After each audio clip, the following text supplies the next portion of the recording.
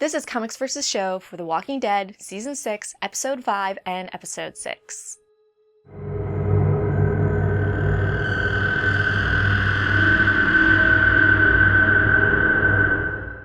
This is a series where I look at differences and similarities between episode or episodes of The Walking Dead versus the comics. These are not all the similarities and differences, just the ones that I liked and wanted to point out. As well, this in no way is saying which is better.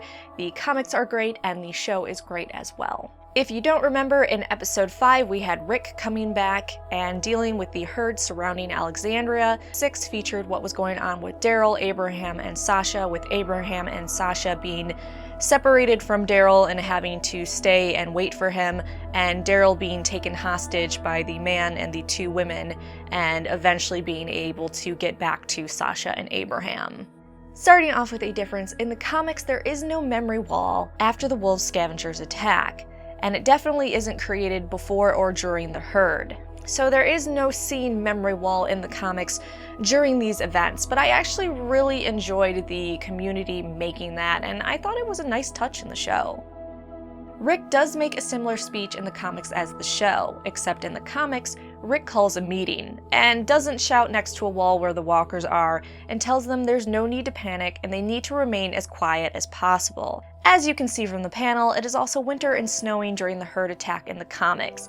In the show, it is definitely not winter. In the comics, there is worry about food, but Rick is able to assure them, and they actually disperse peacefully and don't do any type of pantry raid.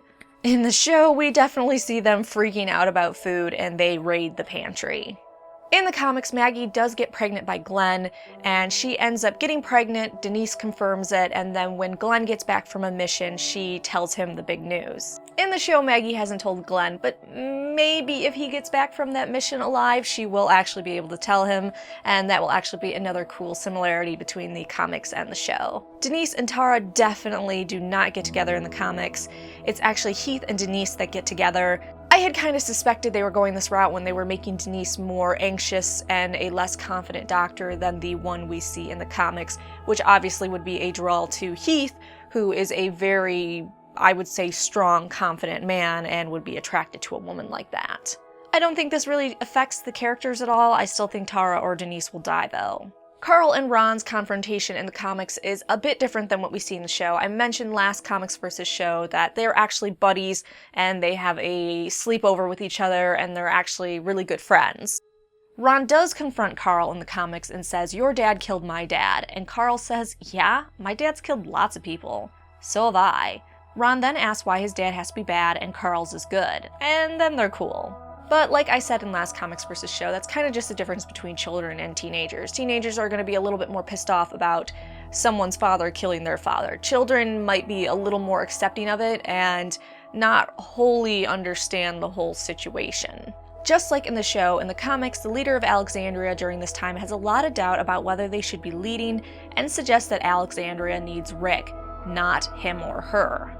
In the comics and the show, almost word for word, the leader says to Rick, "They don't need me, Rick, they need you." The leader also says this to Aaron in the comics. Both in the comics and show, we see the leader grieving over the loss of their significant other. However, in the show, for all we saw, Deanna and Reg were very loving of each other and in a monogamous relationship. In the comics, the leader was sleeping around with anyone they could and kind of treated their significant other like crap, something that haunts the comic leader of Alexandria. So in the show, just like the comics, Rick and Jesse actually do get intimate with each other, and I was waiting for this. In the show, we see Rick approach her and initiate the kiss. In the comics, it's Jesse that stays at Rick's house with her son during the herd surrounding Alexandria. At night, she climbs into bed with Rick and initiates the kissing. And then the boom boom. There isn't a lot to comment on about episode 6.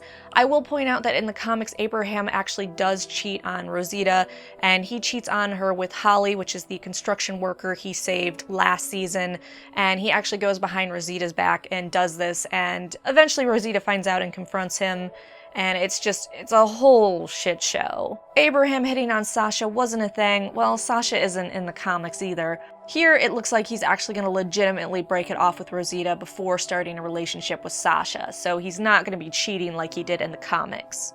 I did like that Abraham fell for Sasha for the same reason he fell for Holly in the comics, a tough woman that can defend herself and doesn't take shit from anyone. And lastly, I don't want to do anything with the Negan saviors or Dwight until we actually know that's who we're seeing. We're pretty much positive that's who we're seeing, but I don't want to do any comparing and contrasting until we have more definite answers and things that I can draw on and just kind of compare and contrast. So those were my picks for similarities and differences between these two episodes and the comics. Make sure you come back every week for the Walking Dead reviews, comic videos, Game of Thrones history, Star Wars videos, and comics versus show when there is enough material to make an episode.